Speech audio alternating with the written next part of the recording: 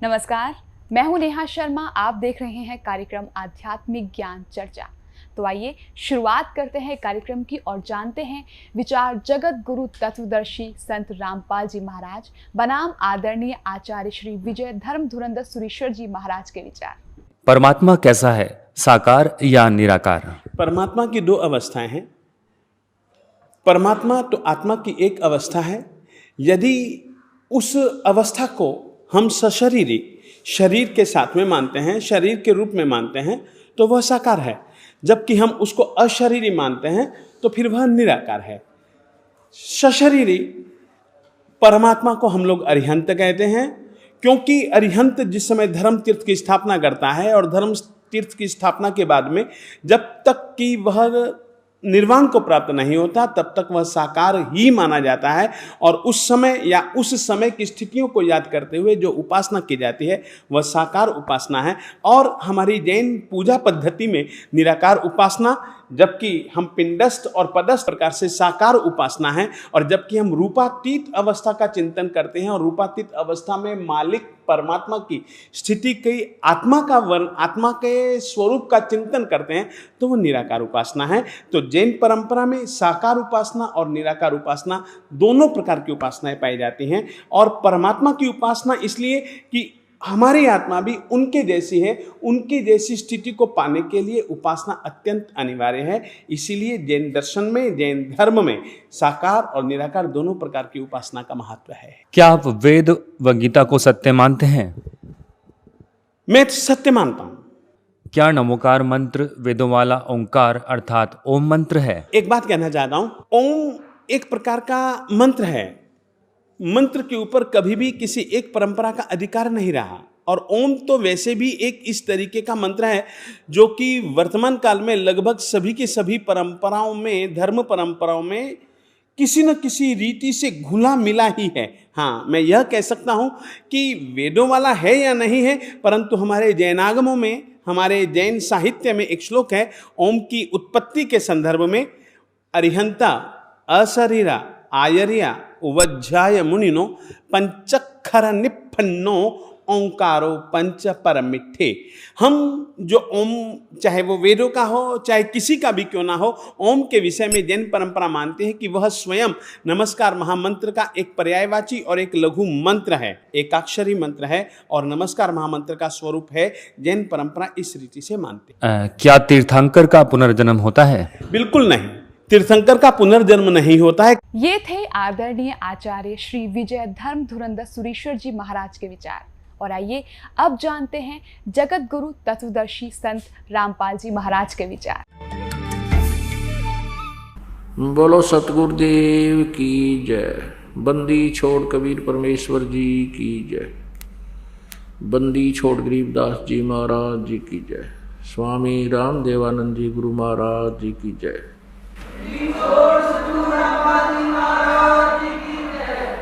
सर्व संतों की जय, सर्व भक्तों की जय, धर्मी पुरुषों की जय, श्री काशी धाम की जय, श्री छुडानी धाम की जय, श्री क्रोथा धाम की जय, श्री बरवाला धाम की जय। सत साहिब गरीब नमो नमो सतपुरुष को नमस्कार गुरु की नहीं।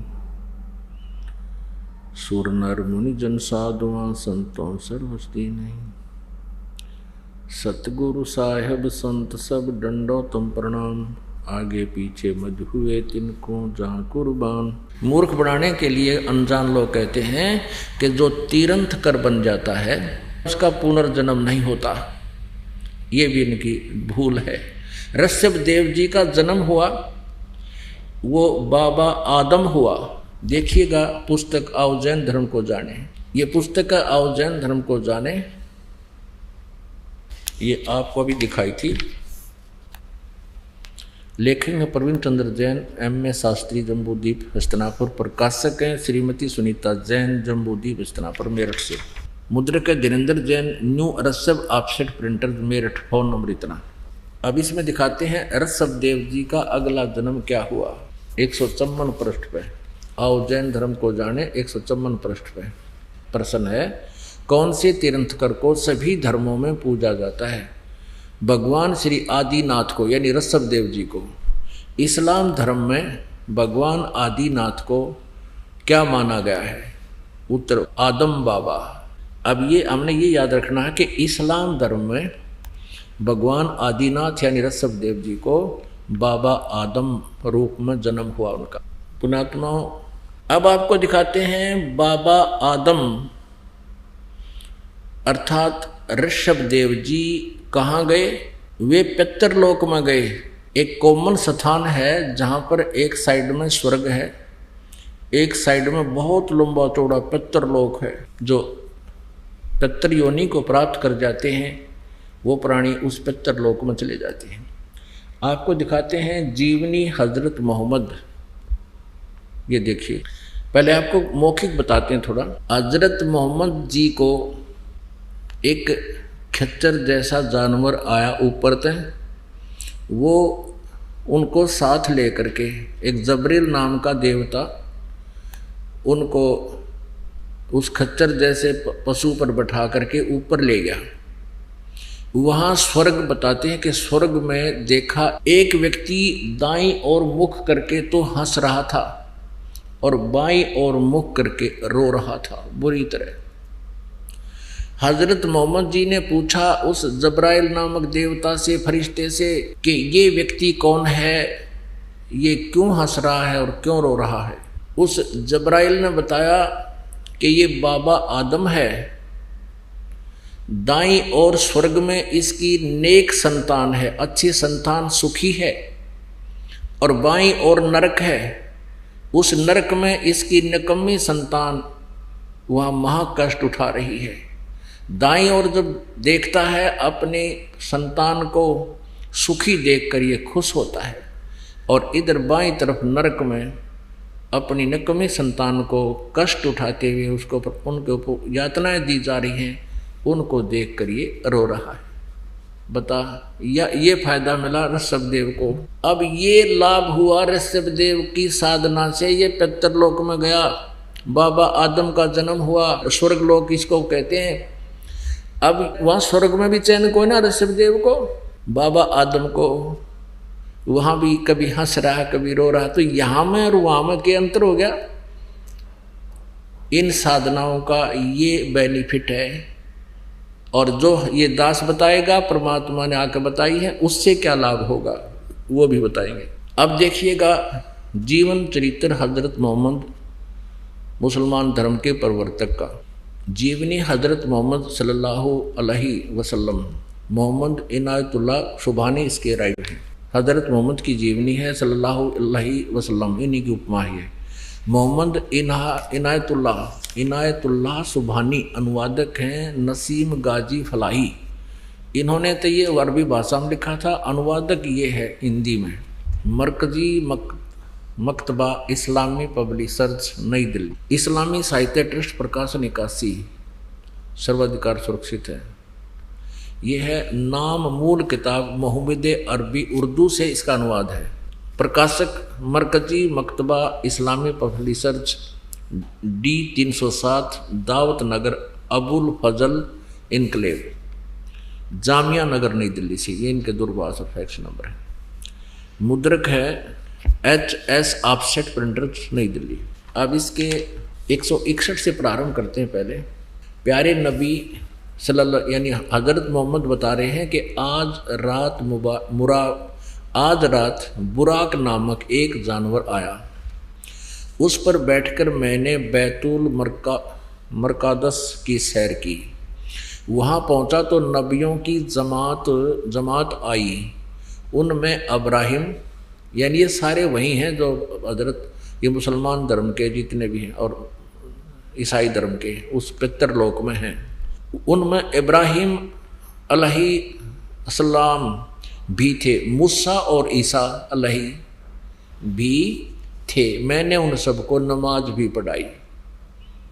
हजरत मोहम्मद जी बता रहे हैं कि उससे पितरलोक में ये मूसा जी ईसा जी जिससे ईसाई धर्म चला वहीं थे और मैंने उन सबको नमाज पढ़ाई। अब 164 पृष्ठ पाते हैं। प्यारे नबी यानी हजरत मोहम्मद बता रहा है, अपने सच्चे साथियों के बीच बैठे अल्लाह ने उनको जो बड़ी बड़ी नेमत दी थी उनका जिक्र करने लगे। अपने साथियों बता रहे हैं हजरत मोहम्मद जी मुसलमान धर्म के प्रवर्तक, बैतुल मरकादस से आकाश पर जाने का हाल भी सुनाया। वहाँ कुदरत के जो जलवे देखे थे उनको भी बयान किया। आप यानी हजरत मोहम्मद ने फरमाया बताया कि इस तरह हजरत जबरील अलही मुझे पहले आकाश पर ले गए। वहाँ इंसानों के बाप हजरत आदम अलही मिले। उनका हाल यह था कि जब दाईं ओर देखते तो खिल उठते यानी हंसते थे और हंसने लगते, और बाईं ओर देखते तो मारे गम के आंसू भर लेते, क्योंकि दाईं ओर उनकी नेक औलाद संतान के कर्म थे और बाईं ओर बद के। हजरत आदम अलही ने आप सल्लल्लाहु यानी हजरत मोहम्मद को देखा और बोले, तुम्हारा आना मुबारक हे नेक नबी, हे नेक बेटे। हजरत मोहम्मद को वो बाबा आदम बोल रहा है, तुम्हारा आना मुबारक हे नेक नबी, हे नेक बेटे। आप सल्लल्लाहु ने पूछा, हजरत मोहम्मद ने पूछा जबरील, ये जब्राइल नाम का देवता से पूछा, यह कौन है? उन्होंने जवाब दिया, जबरील ने जवाब दिया, यह आदम अलही हैं, बाबा आदम हैं, सारे इंसानों के बाप। फिर जबरील अलही आप सल्लाह को दूसरे आकाश पर ले गए, फिर तीसरे पर इसी तरह आगे बढ़ते गए। आप जिस नबी के पास से गुजरते ये मनमोहक शब्द कानों में गूंजते। अपने आत्माओं, सौभाग्य आपका, आप जी को परमात्मा ने छुट्टी दिलवाई काल के कोल्लू तय और यहाँ आपको बैठाया और आपके ऊपर ये अमृत की वर्षा की। अब किसी भी अक्षेत्र में हम कदम रखते हैं तो उसके लिए हमें समय भी चाहिए। एक बच्चा स्कूल पढ़ने जाता है, बीए करने के लिए उसने 14 वर्ष फ्री चाहिए, तब वो 14 पढ़ सकता है। और तब उसको क्या प्राप्त होता है? एक रोजी रोटी की व्यवस्था होता हो ना भी हो, कोई गारंटी नहीं। और ये आत्म कल्याण का इतना बड़ा प्रोजेक्ट, इतना महाउपकार का कार्य, इसमें भी समय आपको चाहिएगा। आपने ये क्लास अटेंड करनी पड़ेगी यदि आप यहाँ से छुटकारा चाहते हो, ना तो यह दुर्गति तैयार है। अब आप जी ने देख लिया कि बाबा यानी Shri Rishabh Dev ji, founder of the Jain religion, वो क्या बना, उसकी मृत्यु कैसे हुई, और ऐसे अच्छे साधक की ये काल ऐसे दुर्गति करता है। और फिर आगे चल के उसने जो नाम दिया मारीची को, उसकी क्या दुर्गति हुई। और महावीर जैन, वही आत्मा महावीर जैन बना, उसका कोई गुरु नहीं, आगे कोई उनकी शास्त्र अनुकूल साधना नहीं, पाखंड मत स्वयं किए, पाखंड साधना स्वयं की, बकवादें, पाखंड माने बकवाद, और आगे भी वो बकवाद शुरू करा गया। वर्तमान के जैनी वो साधना करें, उनकी क्या हालत होगी ये अंडरस्टूड है। और बाबा आदम बने वही ऋषभ देव जी, उनकी स्वर्ग में भी क्या दुर्गति हो रही है, वहां भी चैन नहीं उनको। ओए होए, अब परमेश्वर ने आके बताया, ब्रह्मांड 2100 आग लगी है, कृत्रिम बाजी सभी ठगी है। 21 ब्रह्मांड तक इस काल के लोगों में कहता आग लगी हुई है, कोई भी जीव सुखी नहीं। अब प्रसंग चल रहा था, सुखदेव ने 84 भुगती बना पजावे खरवो, तेरी क्या बुनियाद प्राणी तू पंडा पंथ पकड़वो।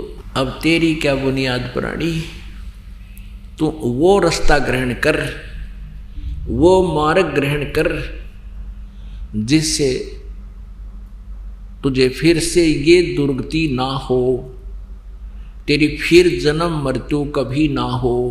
उसके लिए क्या बताया है?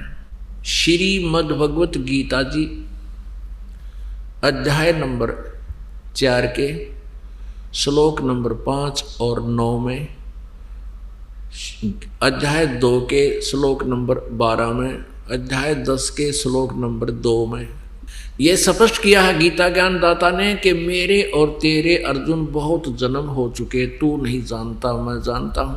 फिर गीता जी अध्याय नंबर 8 के श्लोक नंबर 5 और 7 में कहा कि मेरी साधना करनी है तो युद्ध भी कर और अपनी भक्ति भी करते रहना, यहां शांति नहीं होगी तुझे।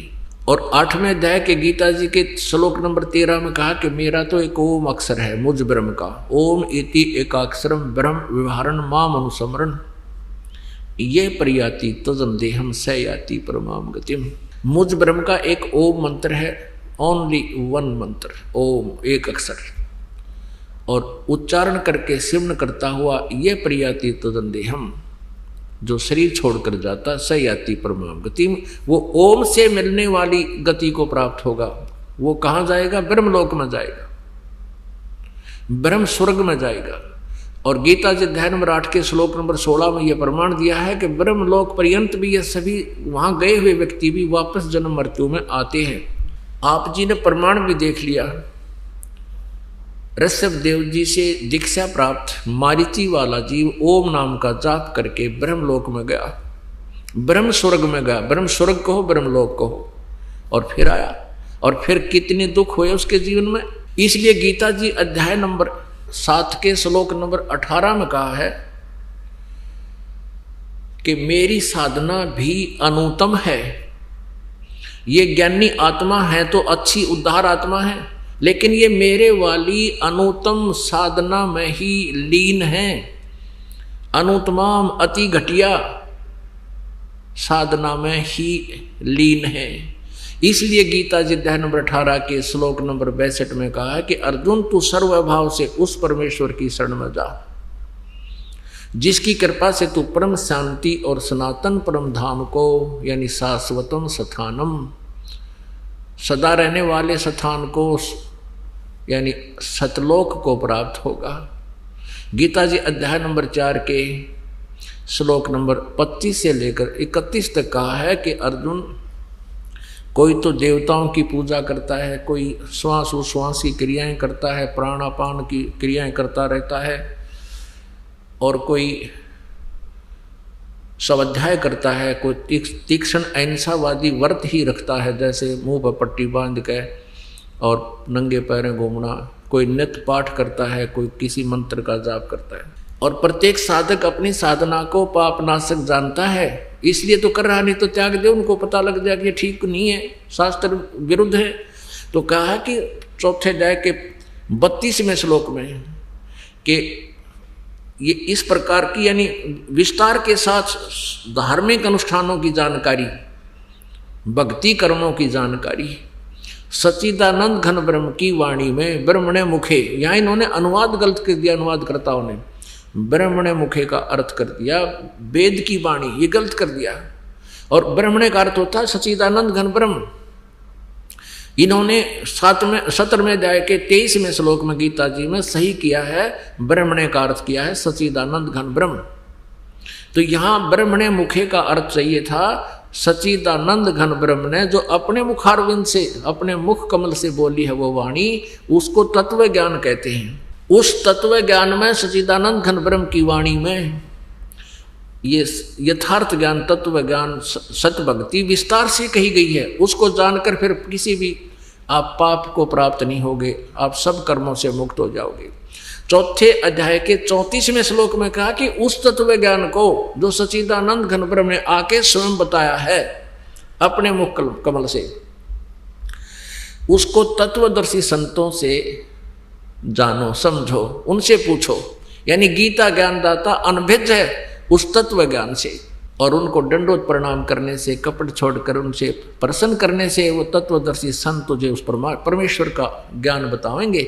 गीता ज्ञानदाता से अलग है वो परमात्म तत्व। फिर तत्वदर्शी संत की पहचान बताई है 15वें अध्याय के प्रथम श्लोक में कि ऊपर को जड़ वाला, नीचे को शाखा वाला, ये उल्टा लटका हुआ संसार रूपी वृक्ष समझो, और इसके जो सभी विभागों को, छंदों को, अलग अलग टुकड़ों को बता देगा। जानता है वेदवित वो तत्वदर्शी संत है, वह वेद के तात्पर्य को जानता है। वो तत्वदर्शी संत है। परमेश्वर ने 600 वर्ष पहले कबीर परमेश्वर ने आके बताया था, अक्षर पुरुष एक पेड़ है, निरंजन वा की डार और तीनों देवा शाखा है, ये पात रूप संसार। अब देखिएगा एक झलक संसार रूपी वृक्ष की। ये संसार रूपी वृक्ष है, जड़ प्रोक्ष है, जमीन में होती है। ये एक संसार रूपी वृक्ष है। ऊपर को मूल परमात्मा तो जड़ समझो, परम देव पुरुष यानी पूर्ण परमात्मा तो ये जड़ है, मूल है। और ये तना कौन है? ये तना कौन है? कौन भगवान है? डार कौन भगवान है? पत्ते कौन, शाखा कौन भगवान है और पत्ते कौन है? जो इनको विस्तार से बता दे 15वें गीता जी अध्याय नंबर 15 के श्लोक नंबर 1 से 4 और 16-17 इसके ऊपर पूर्ण रूप से जो ना समझ में आएंगे।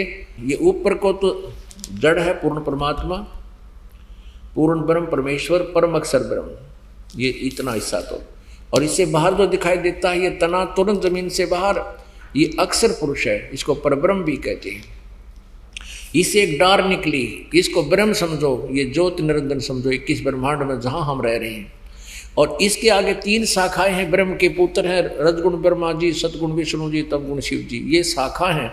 और हम पात रूप संसार।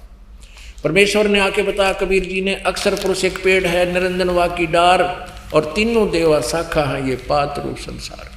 अब आपको गीता जी अध्याय नंबर 15 के अब दिखाते हैं 1 से 4 श्लोक। अब कहने का भाव ये है कि जैसे आपने एक सेंटेंस सुना परमेश्वर की सच्चिदानंद घनब्रह्म की वाणी में, सुखदेव ने 84 भुगती बिना पजावे खरवो, तेरी क्या बुनियाद प्राणी तू पेंडा पंथ पकड़े वो।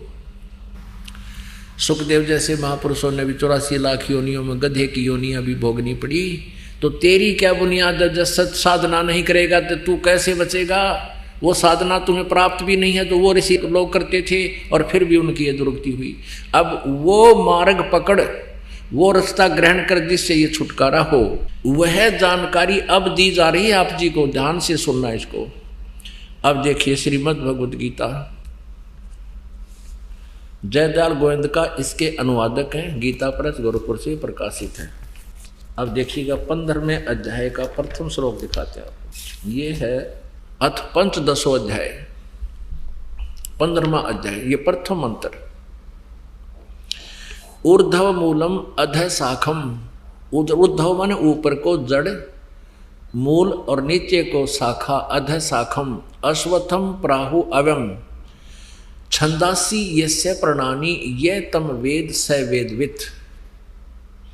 इसका अर्थ है सीधा सा कि ऊपर को जड़ है उस पूर्ण परमात्मा समझो, इस संसार रूपी वृक्ष की, क्योंकि जड़ से ही पौधा होगा और जड़ से ही सारे पेड़ को आहार मिलता है, यानी सबका मालिक, सबका धारण पोषण करने वाला वो पूर्ण परमात्मा ऊपर है, शतलोक में है, सचखंड में है।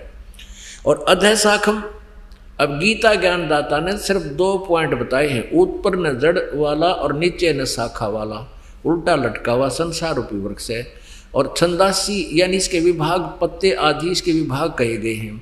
और ये तम वेद, इन सभी छंदों को, पत्ते आदि सभी छंद माने विभागों को, खंडों को जो बता देगा, ये तम वेद जो जानता है, स वेदवित, वह वेद के जानने वाला है, तात्पर्य को समझने वाला है, वह तत्वदर्शी संत है। अब इनका अनुवाद देखिए गीता प्रेस गोरख वालों का। आदि पुरुष परमेश्वर मूल वाले हैं, यानी जड़ तो समझो पूर्ण परमात्मा है, परमेश्वर है। अधः शाखम, यहाँ गलती कर दी इन्होंने, ब्रह्मा रूप मुख्य शाखा वाले नहीं, अधः शाखम नीचे को शाखा वाला। अब यहाँ देखो अधः माने, ये दूसरे श्लोक में 2 बार अधः लिखा है 15वें अध्याय का, और इसका अनुवाद इन्होंने यह खुद किया है। अधः माने नीचे, अधः माने नीचे, तो हम यहाँ इसको ठीक कर लेंगे। ये विचलित हैं, इनको तत्व ज्ञान नहीं था, इन्होंने तो छट्टे मार रखे जहाँ इनकी बुद्धि विचलित होगी, तुक्के लगा रखे। ऊर्ध्व मूलम, ऊपर को शाखा, ऊपर को जड़ वाला और नीचे को शाखा वाला, अधः शाखम नीचे को शाखा वाला। संसार रूपी पीपल के वृक्ष को अविनाशी कहते हैं। वेद, इन्होंने छंदासी माने वेद कर दिया, नहीं, उसके टुकड़े हैं, वो पत्ते आदि उसके टुकड़े हैं, और जिसके पत्ते आदि कहे गए हैं। और उस संसार वर्ष को जो व्यक्ति मूल सहित तत्व से जानता है, जड़ से लेकर पत्तों तक बता देगा, वह स वेदवित, वह वेद के तात्पर्य को जानने वाला है, वह तत्वदर्शी संत है। अब देखना दूसरे में, उस संसार की तीनों गुण रूप, तीनों गुण रूप। अब ये यहाँ ये कोड वर्ड है, रजगुण ब्रह्मा जी, सतगुण विष्णु, तमगुण शिव जी रूपी तीनों गुण रूपी शाखाएं। ये विषय पर वाला, संस्कृत भी दिशा देखो, विषय पर वाला शाखा ये है आदि योनि रूप शाखाएं हैं, विषय भोग वाली शाखाएं नीचे और ऊपर फैली हुई है, सर्वत्र नहीं है ये, ऊर्ध्व माने ऊपर और नीचे फैली हुई। मनुष्य लोक में यानी इस पृथ्वी लोक, मनुष्य लोक में कर्मों के अनुसार बांधने की, यहाँ फंसाए रखने की भी मूलानी मुख्य कारण है ये ब्रह्मा विष्णु महेश जी तीनों गुण। और नीचे और ऊपर, ये सभी लोकों में नहीं, नीचे और ऊपर, यानी पृथ्वी लोक पर यह ज्ञान बोला जा रहा था। ऊपर स्वर्ग लोक, नीचे पाताल लोक, तीन लोक पर इन तीनों प्रभुओं की जो है ना रेंज है, इनकी प्रभुता है फैली हुई। अब यहाँ एक कंसेप्ट क्लियर करना पड़ेगा कि ये तीन गुण क्या है, जब ये समझना होगा आगे। अब देखिएगा मार्कंडेय पुराण, इसमें दिखाते हैं ये रजगुण ब्रह्मा कहो, सतगुण विष्णु, तमगुण शिव जी कहो, चाहे तीनों गुण कहो, एक ही बात। ये देखिएगा, ये मार्कंडेय पुराण है और गीता प्रेस गोरखपुर से प्रकाशित है। मार्कंडेय पुराण सचित्र मोटा टाइप, केवल हिंदी, गीता प्रेस गोरखपुर से प्रकाशित है। गीता प्रेस गोरखपुर से प्रकाशित है। 122 पृष्ठ पे नीचे आते हैं। यहाँ मार्कंडेय जी बोले मुने, ये मार्कंडेय जी बता रहे हैं। अब हम आते हैं 123 पृष्ठ पे। इस तरह स्वयंभू परमात्मा की तीन अवस्थाएं हैं, रजोगुण प्रधान ब्रह्मा, तमोगुण प्रधान रुद्र और सतोगुण प्रधान विश्वपालक विष्णु हैं। और ये ही तीन देवता हैं और ये ही तीन गुण हैं। अब ये यहाँ से कोड वर्ड समझना, वो तीनों गुण कौन है? ब्रह्मा जी, विष्णु जी, शिव जी। रजगुण ब्रह्मा, सतगुण विष्णु, तमगुण शिव जी। अब पुण्यात्माओं, समझदार को संकेत ही बहुत होता है, फिर भी ये अज्ञान इतना कर दिया इन अज्ञानियों ने, नकली ऋषि गुरुओं ने। आप जी को प्रमाण ना दिखाए जाएंगे तो आप मान नहीं सकते, इसलिए आपको रह कर एक कंसेप्ट को क्लियर करने के लिए 4-5 प्रमाण आपको दिखाए जाते हैं, तब ये मन स्वीकार करता है। जब आत्मा मानती है सचमुच हम गलत कर रहे थे। ये देखिएगा, श्रीमद् देवी भागवत हिंदी टीका सहित भाग 1, ये कहाँ से छपी है? अथ देवी भागवतम भाषा सभाष टीकम सहमात्यम, खेमराज श्री कृष्ण दास प्रकाशन, बम्बई 4। इसका हम तीसरा सकंद दिखाएंगे आपको। अथ श्रीमद् देवी भागवते भाषा टीका युक्ते तृतीय सकंद है प्रारंभते। अब इसके 11 पृष्ठ पर आते हैं। ये पृष्ठ 11 है, देवी भागवत तृतीय सकंद अध्याय 5, इसका मंत्र नंबर 8। भगवान शंकर कहते हैं, अपनी माँ से पूछ रहे हैं, हे माता, यदि हमारे ऊपर सदा आप दया युक्त हो तो हमको तमोगुण में किस प्रकार प्रदान किया है, और ब्रह्मा रजोगुण और हरि सतोगुण युक्त किए हैं, क्यों युक्त किए हैं? अब यहाँ देखो, अब संस्कृत पढ़ेंगे हम। इसमें संस्कृत भी साथ है, एक और सुविधा हमारे लिए।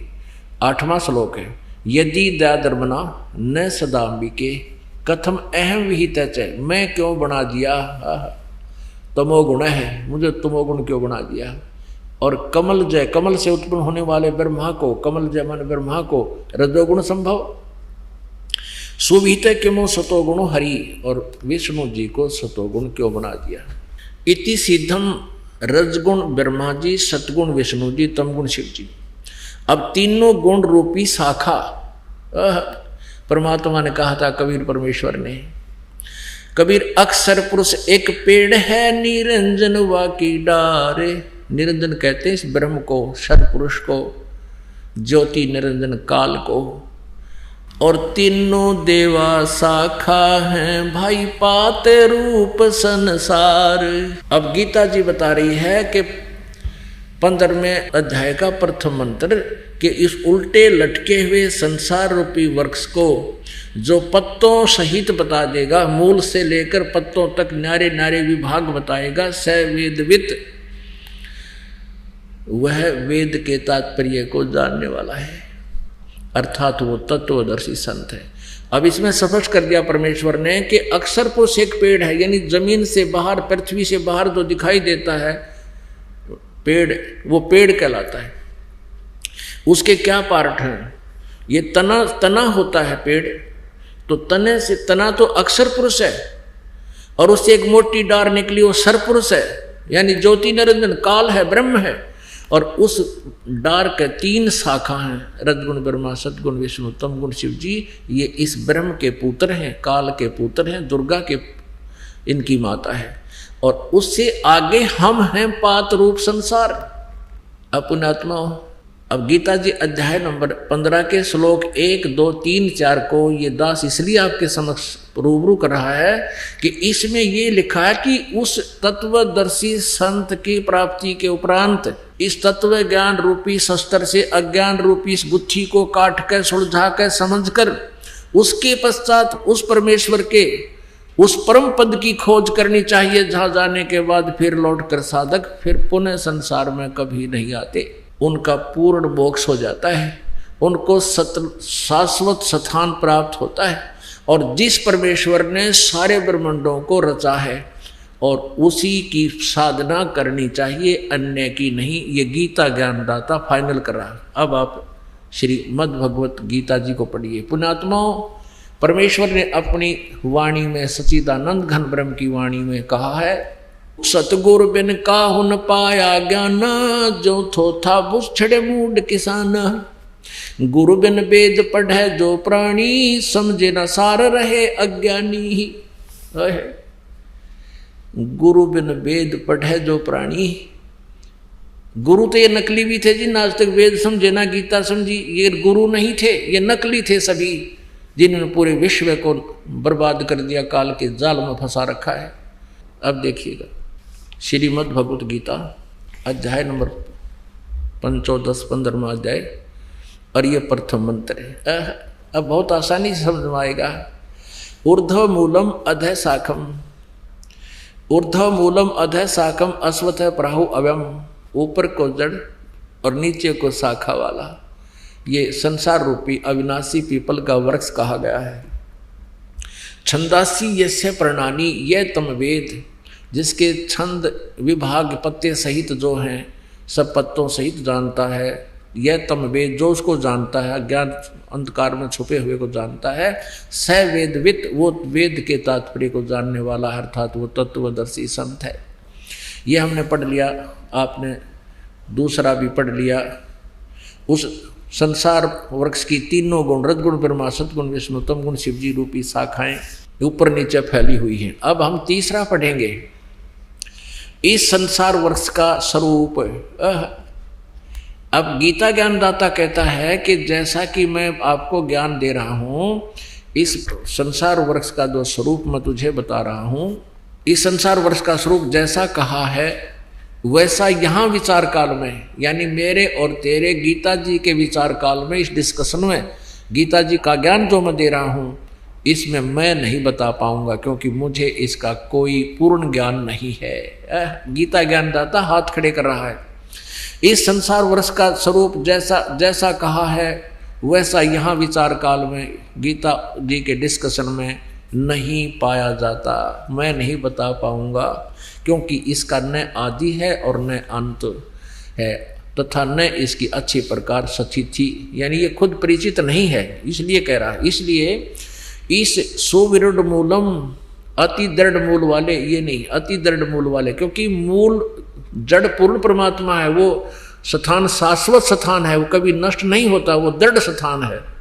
इस पीपल के वृक्ष को दृढ़ेन असंख्य शस्त्रेन छित्वा, वैराग्य रूप शस्त्र नहीं, तत्व ज्ञान रूपी शस्त्र से के द्वारा काट कर, यानी इसको समझ कर, जान कर तत्वदर्शी संत को की प्राप्ति के उपरांत उसके पश्चात उस परम पद परमेश्वर की खोज करनी चाहिए, जिसमें गए हुए पुरुष फिर लौटकर संसार में कभी नहीं आते, उनकी दुर्गति नहीं होती, जैसे अब मारीची और सवदेव जी की हो रही है और सुखदेव जी की हुई।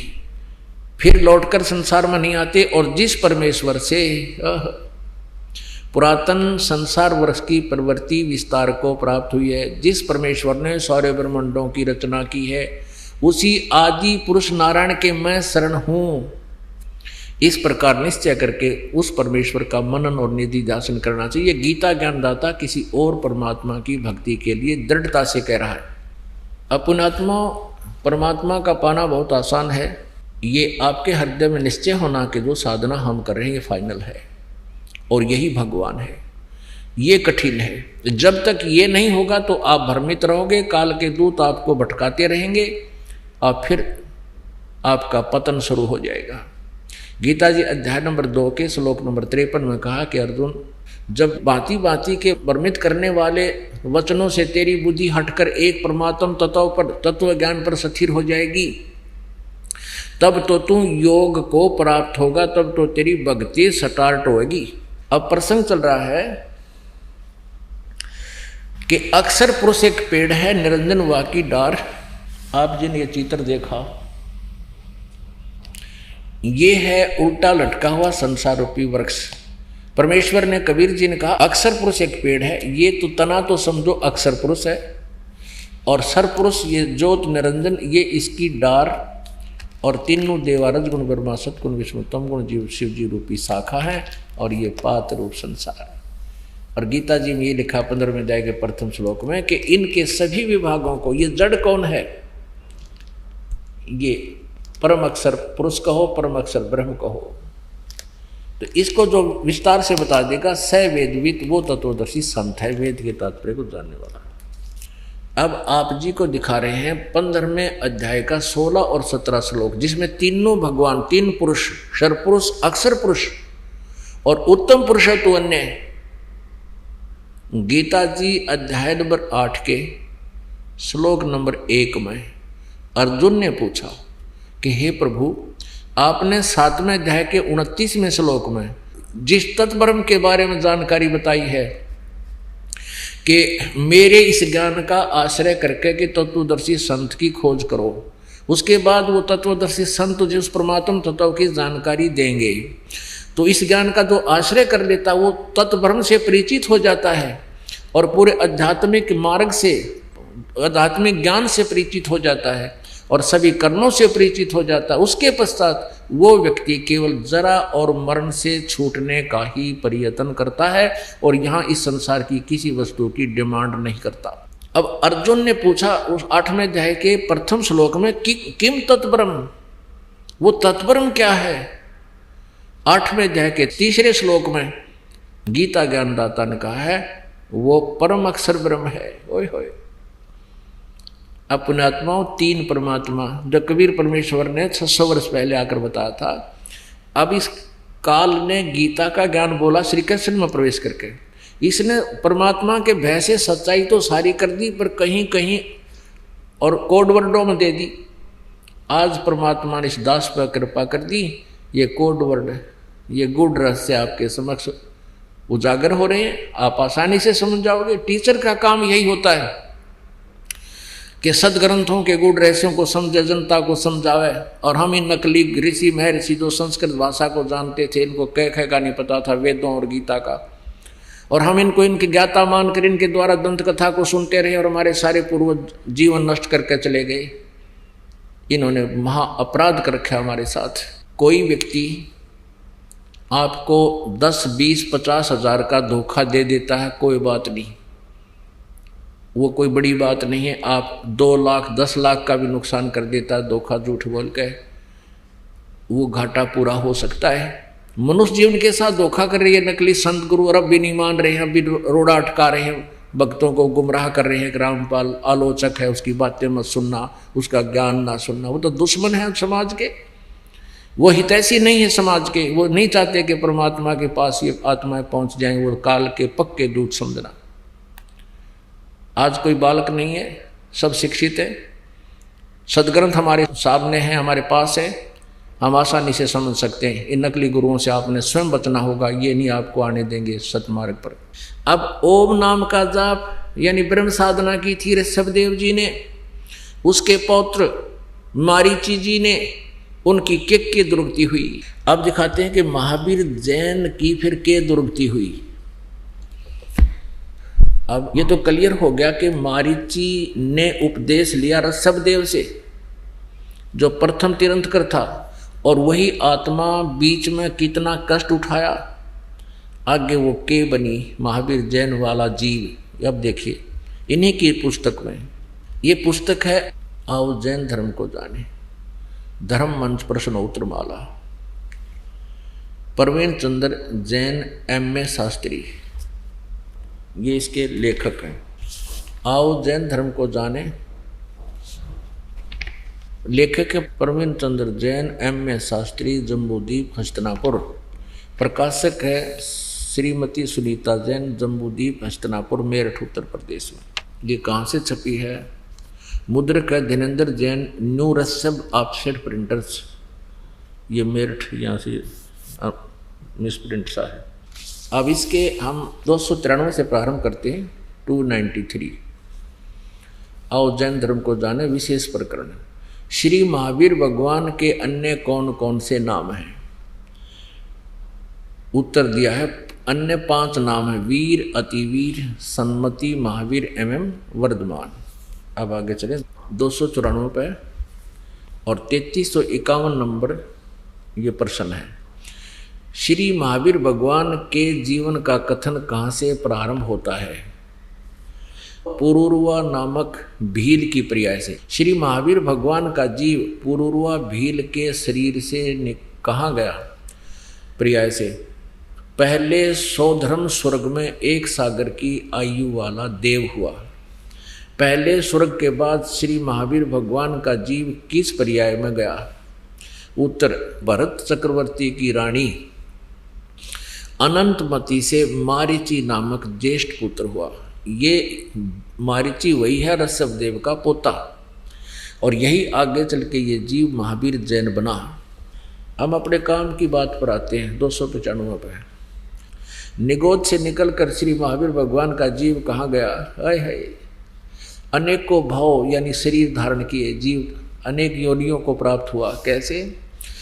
1000 बार आँख वृक्ष के जीवन भाव, और 80,000 सीप के भाव, 20,000 नीम वृक्ष के भाव, 90,000 बार केली वृक्ष के भाव यानी केले के वृक्ष बना, 3,000 बार चंदन वृक्ष के भाव, 5 करोड़ बार कनेर वृक्ष के भाव, 60,000 बार वैश्या के भाव वैश्या, और 5 करोड़ बार शिकारी के शरीर भाव, और 20 करोड़ बार हाथी, 60 करोड़ बार गधे के भाव। ओ तेरा गजब यह 30 करोड़ बार कुत्ते का जीवन, 60 करोड़ बार नपुंसक के भाव, 20 करोड़ बार स्त्री के भाव, 90 लाख बार धोबी के भाव, 8 करोड़ बार घोड़े के भाव, 20 करोड़ बार बिल्ली के शरीर भाव, और 60 लाख बार गर्भपात से मरण है, माँ के पेट में मर गया,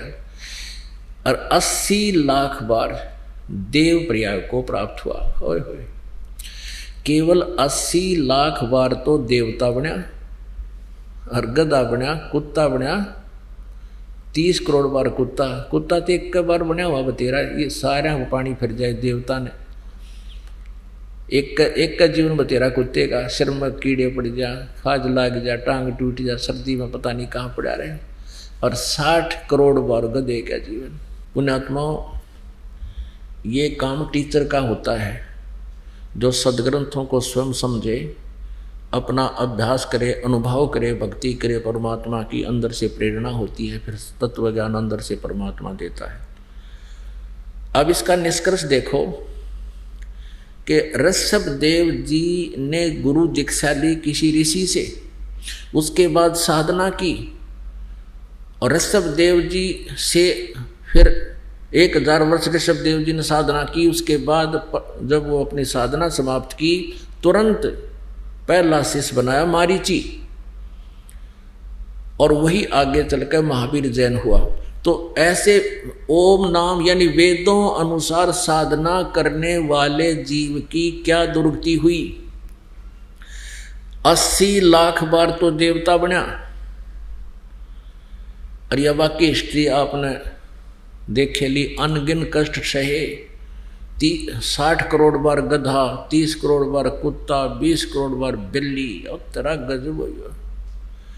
पुणात्मा कलेजा मुंह को आता है, इतने कष्ट हमारे ऊपर हो रहे हैं, हम फिर भी आंखें नहीं खोल रहे, हम तत्व ज्ञान को पहचान नहीं रहे, भगवान को नहीं पहचान पा रहे।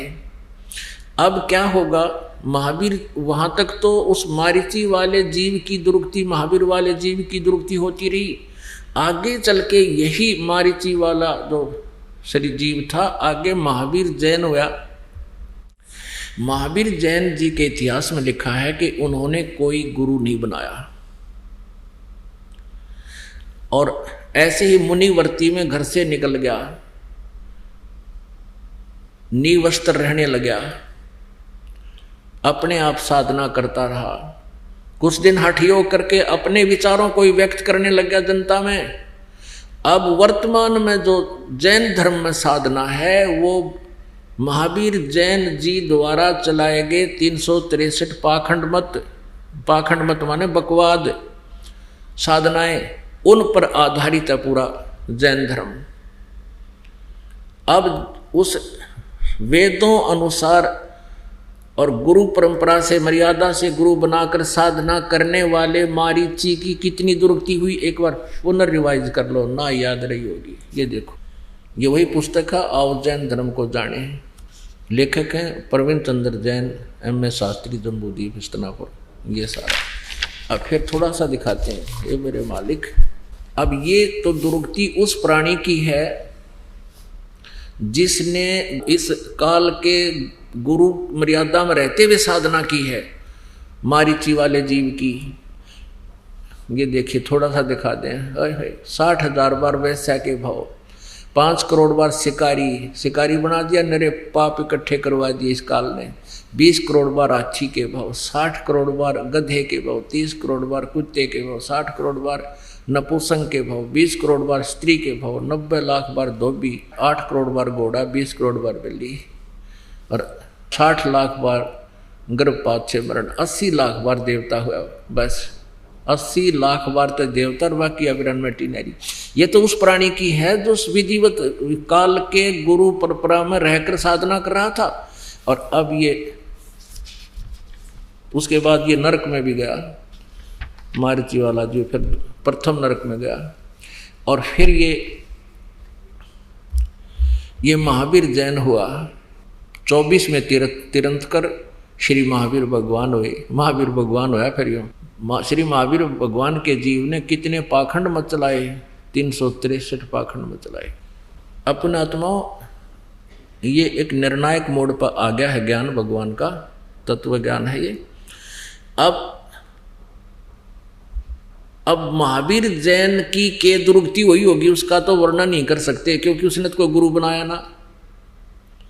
और ये पाखंड मत माने शास्त्र विधि को त्याग कर मनमाने आचरण ये चला दिए, जिसको वर्तमान में जैन धर्म के सभी अनुयायी उसी से आके अपनी साधनाएं कर रहे हैं। तो इनका क्या हाल होगा ये कहने की जरूरत को नहीं। तो परमात्मा कहा करते, निरंजन धन तेरा दरबार, निरंजन धन तेरा दरबार, जहाँ पर तनिक ना न्याय विचार। कहे कबीर सुनो भाई साधो, यहाँ सब उल्टा व्यवहार। सच्चों को तो ये झूठा बतावे, इन झूठों का एतबार। निरंजन धन तेरा दरबार, निरंजन धन तेरा दरबार, जहाँ पर तनिक ना न्याय विचार।